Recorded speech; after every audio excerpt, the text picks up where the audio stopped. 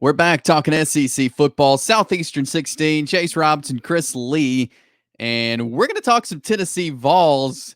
And does Tennessee have a realistic path to the college football playoff? We're going to discuss that with Chris here after we tell you about Bet Online, the world's most trusted betting platform and your number one source for everything online sports betting.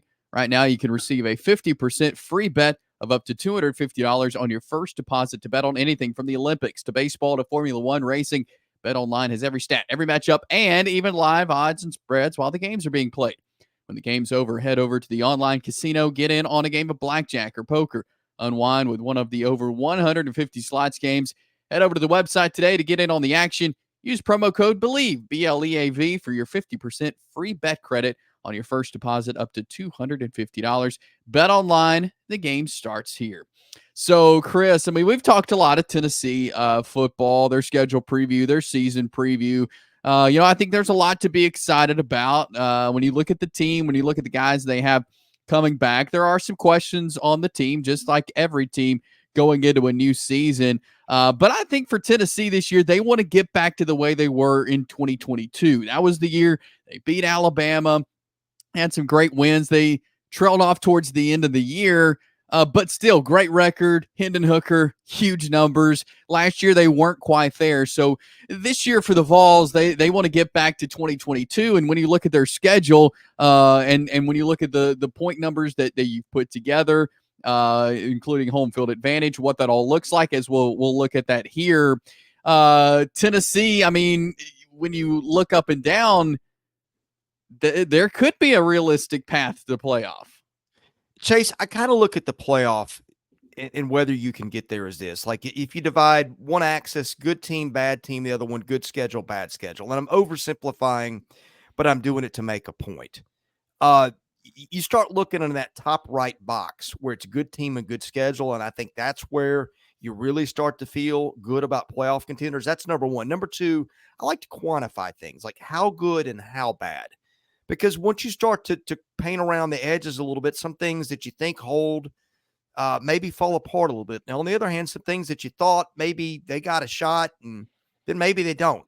When you really start to quantify in numbers in terms of what Tennessee's got, that's when things start to pop. And as you're seeing this graphic, if you're watching, I'm going to explain something to you. What I have done is I have taken an average of 3 models that determine what a team is in preseason, and it's an estimate, so don't yell at me if you don't like the model and don't like the numbers. I'm just pulling from sources that I respect, and I pulled our friend Kelly Ford, his points above average model. I pulled SP Pluses, and I pulled ESPN's FPI, and I averaged those 3 numbers to give me a points above average for every FBS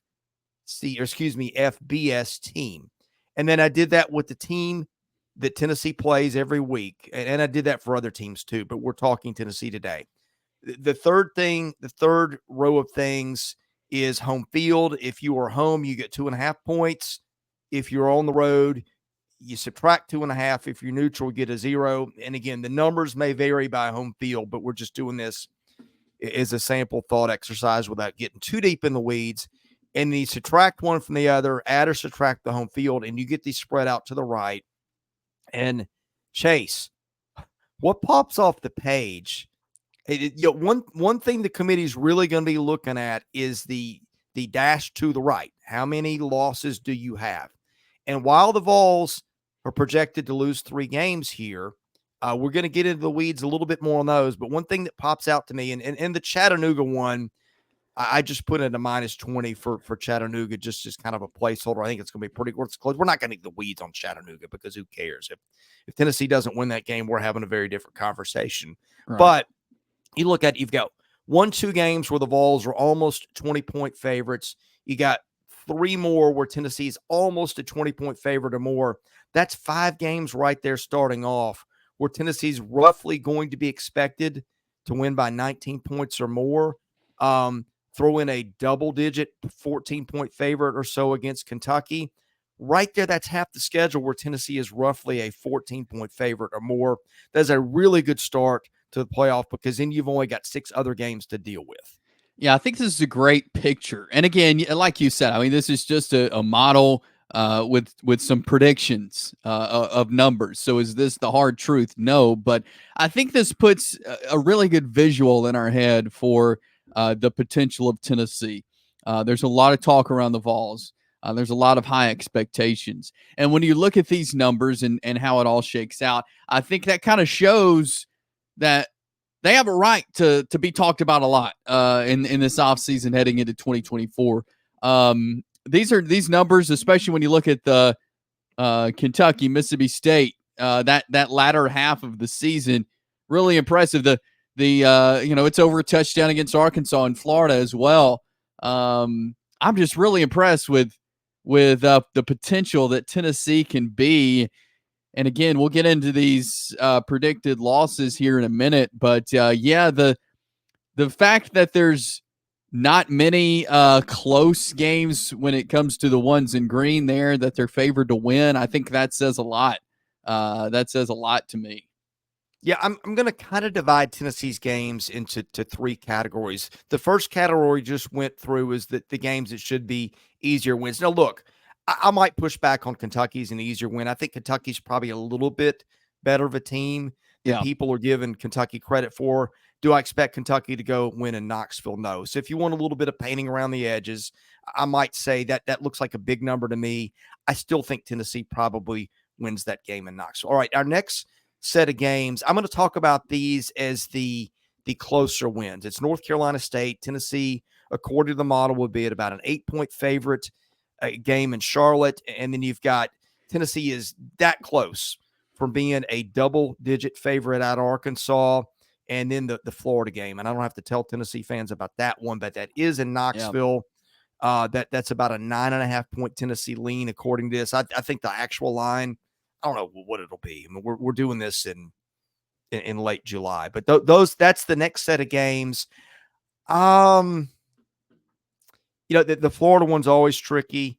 I think the one that's interesting is NC State. Now, I think if I'm Tennessee, if I could flip the NC State game and the Kent State game, ease into that a little bit more with a new quarterback, maybe that's a place that I'd like to make a flip if I could. That game's also in Charlotte. Yeah. I'm guessing that's going to be maybe a 50-50 home field advantage. I don't know what the turnout will be like that, but that's the next set of games I want to look into. What do you think about those three? Yeah, you make a good point there. If you could flip one, it would be that Kent State and North Carolina State. North Carolina State's not going to be a bad team this year. They're not going to be a pushover. I think they can challenge Tennessee in some ways, and so you get them right off the bat, and you see the number there. Is just over a touchdown favorite. Again, we're late July. A lot can happen, but yeah, I'm interested in that North Carolina State game, and I think that will say a lot about this Tennessee team if they go up to Charlotte and just, have a field day and blow out North Carolina State. There's a much different conversation around Tennessee and the spreads for the rest of the year. But, if they go up there and don't play so great, again, you got to remember it's the second game of the season and things could change. So, yeah, that North Carolina State game, I think we'll learn a lot about the Vols. Okay, life isn't always this easy, but just for argument's sake, let's give Tennessee 9 wins. Let's say Tennessee wins all those games. You got 3 more games that the Vols are projected to lose, but 2 of them are less than a field goal at Oklahoma, Alabama, in Knoxville, and then the Georgia game, which I'm going to just kind of throw to the side for the time being, but we will return to that one later. Let's start with at Oklahoma. That, to me, I think you could make the case as a top 5 interesting game in the SEC this year. Interest, to me, incorporates a lot of things. One thing it incorporates is, does this look like anybody's ball game to win?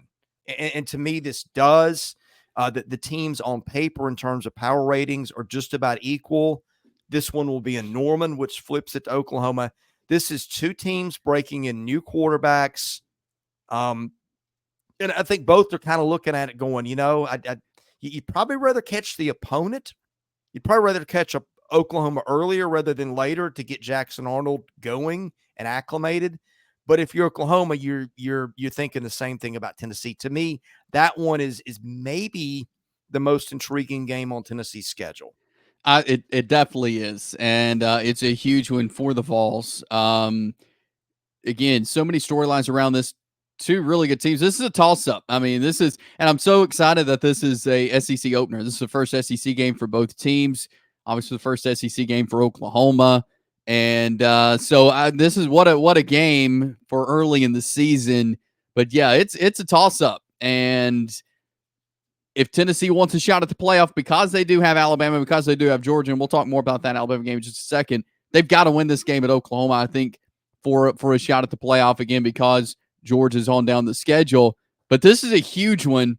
But it being in Norman, like you said, is what kind of gave Oklahoma the being favored in this game. But again, it wouldn't surprise me if the game went either way. That's just what kind of game this is. Okay, the next one, Alabama. That's in Knoxville. We remember what happened the last two times these teams played in Knoxville. I'm going to just give you a what if, Chase. What if Tennessee's able to win at Oklahoma, win all those other games in which they're at least an 8-point favorite? You've got a 6-0 Tennessee team coming off a big win over Florida, which will be an emotional lift. I guess that could work against you either way. How bananas would that atmosphere? I mean, it's going to be bananas anyway, right? But can you imagine a 6-0 Tennessee team facing Alabama and Knoxville with rivalry implications, league title implications, playoff implications on the line? That would be, that was the college football game of the year probably for the regular season. The last two times these teams played, I would put this on the far edge of that happening again. But it is possible, again, if circumstances line up. Yeah, and it wouldn't surprise me if that's the case, really. But this is another one of those games, and I feel like this is more of a winnable game for Tennessee than at Oklahoma, because you have it in Knoxville, and because this is a little bit of a different Alabama team. I'm not saying this is a bad Alabama team. I think they're a playoff team as well. But I could see Tennessee winning this game more than I could see them going to Norman and winning. And again, they could win both. I mean, but if I'm just comparing these two games, I see this Alabama game in Knoxville a more winnable game than their trip to Oklahoma. So again, this is a toss-up. It's been such a great game the past couple of years.